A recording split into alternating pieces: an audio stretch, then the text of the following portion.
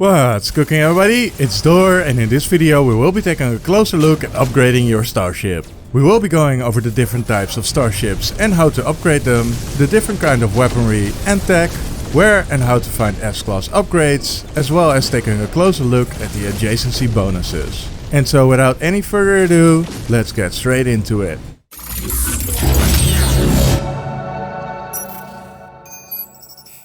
So first I want to go briefly over the different types of starships. The Shuttle is a cheap starship with rounded stats and increased low tier inventory space. The Explorer has high maneuverability and sees a bonus to its hyperdrive range as well as reduced costs in launch fuel. The Fighter has a very high maneuverability and of course has a bonus to its damage potential. The Hauler has low maneuverability but a bonus to its shields and the amount of inventory space available.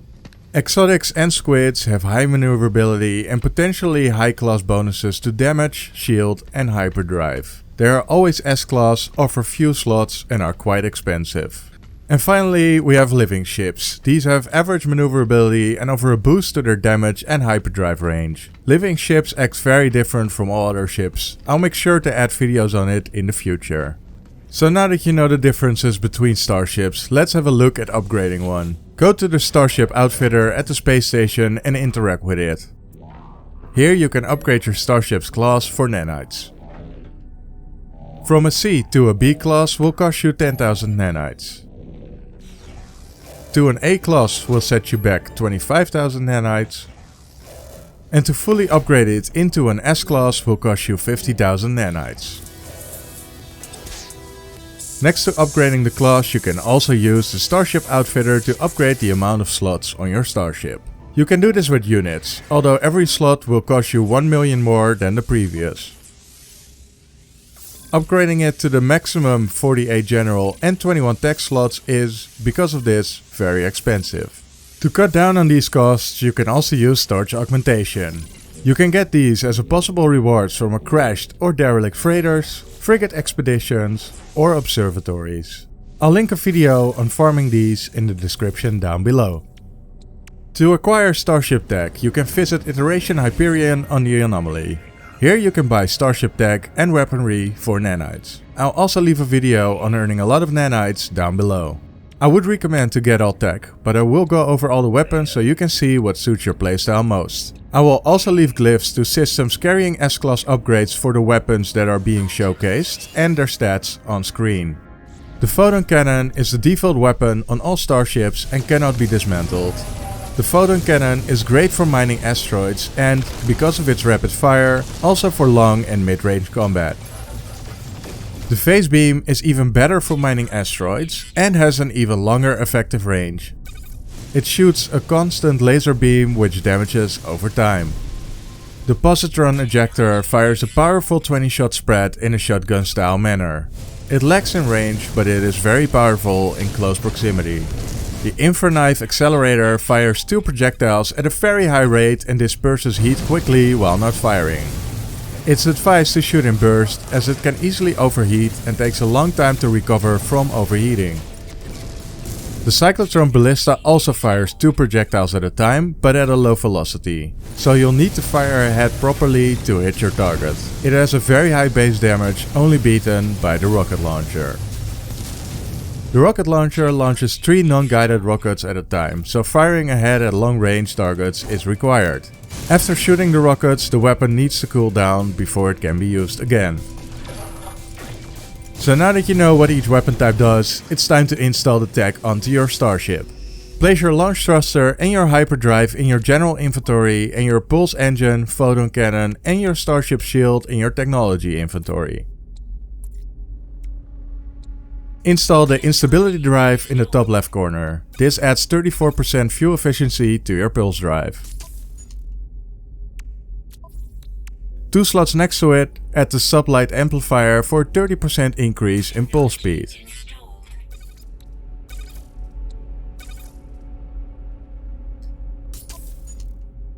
Add the teleport receiver next to the pulse engine for an increase to your ship's material teleport range from 50 to 146 units.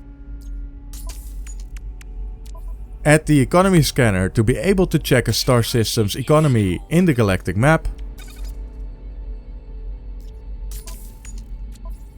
Add the conflict scanner above it to also see a star system's conflict level in the galactic map.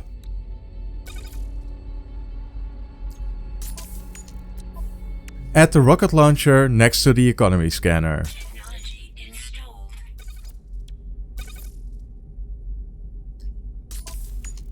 And add the large rocket tubes next to it to receive a 25% cooldown for the rocket launcher.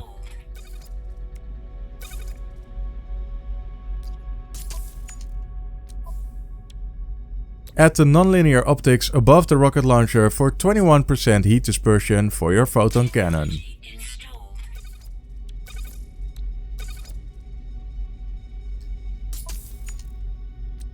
And finally, add the ablative armor to the top right corner of the technology slots to receive a 7% increase in shield strength.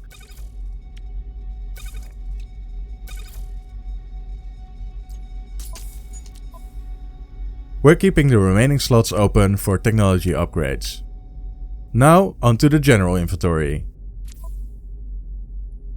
Add the Indian drive one slot away from the top left corner to be able to warp into blue stellar bodies.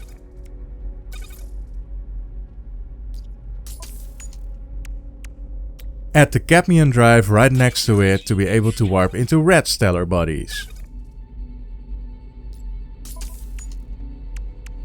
And add the emerald drive above the hyperdrive to be able to warp into green stellar bodies. Two slots to the right of the hyperdrive add the emergency warp unit to be able to warp to an unknown destination while in combat. Using it will damage the emergency warp unit. We will add the newly added launch thruster upgrades in a T-shape around the launch thruster. So place the efficient thrusters right here for a 20% decrease in launch cost. And add the launch system recharger for the ability to recharge your launch systems while your starship is grounded and set as your primary starship. If you want, you can add a second weapon of choice. In my case, the positron ejector right here. Add your weapons upgrade, for me the fragmented supercharger, below and to the left for a 20% increase in accuracy and a 25% increase in range for the positron ejector. I also like to add a starship trail in the top left corner and a figurine 2 slots away from the weapons upgrade. Skipping these will give you 2 additional free slots, but will make you less fancy. So now that you have all tech installed, it's time to get some upgrades. As I did with the different types of weaponry, I will leave the glyphs for the stations I'm using on screen. Welcome to the Starship Technology Merchant to be able to buy upgrades for nanites. This station carries upgrades for the launch thruster, pulse engine and the starship shields. Buy them all and return to your ship. Get in and out to create an autosave and reload it.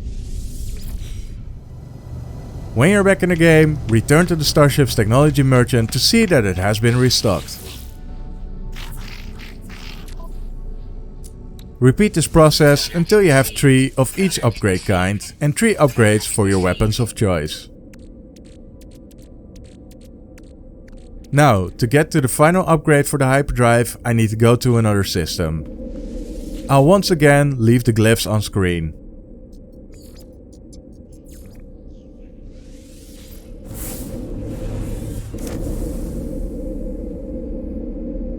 While I'm going towards the Starships vendor, I want to ask you to please leave a like and or a comment if you found this video helpful in any way. And don't forget to subscribe to be informed on all things No Man's Sky, from beginner's guides to amazing starships and anything in between.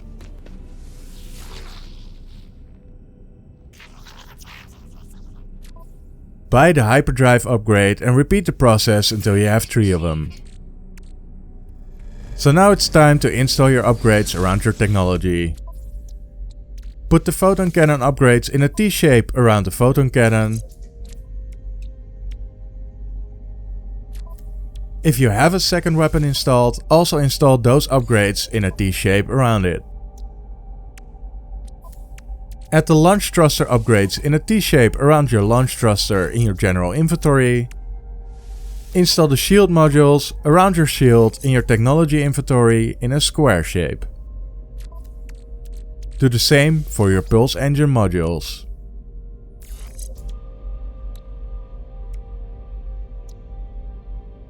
And finally, add your Hyperdrive upgrades in the empty slots in between your Hyperdrive technology. Using this single setup will leave you with 27 free slots in your general inventory, or 29 if you choose not to install the trial in the figurine.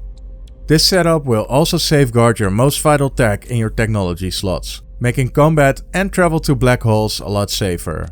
Alternatively, you can get even better results using a double setup. The idea behind this is that you can add more than 3 upgrades per tech type without it overloading, if you separate them by placing some in your general and some in your technology slots. Once again, make sure you have 3 upgrades per tech type you want to improve.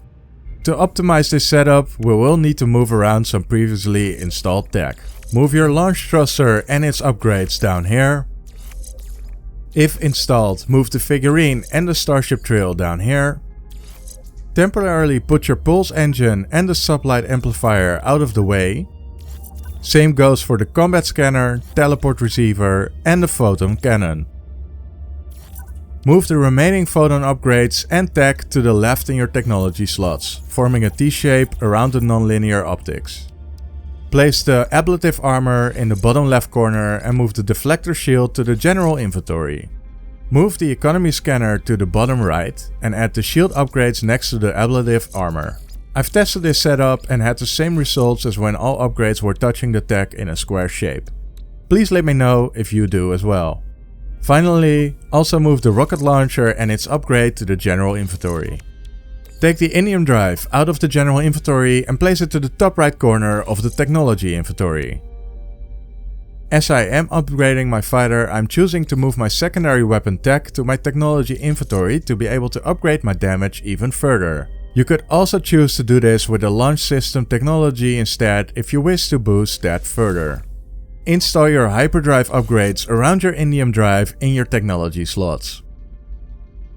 And do the same for the weapons or launch thruster upgrades, forming an upside down T-shape filling up the tech slots.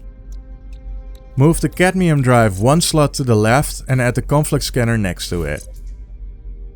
Move your secondary weapon and its upgrades next to the hyperdrives. Add the rocket launcher and upgrade next to it.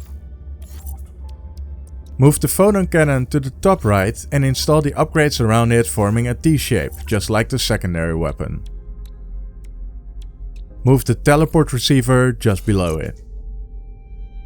Move the pulse engine and the sublight amplifier underneath the hyperdrive. And the pulse engine upgrades around it. And finally, move the deflector shield to the bottom row and install the upgrades around it, forming a square shape. This double setup leaves you with 12 or 14 empty inventory slots.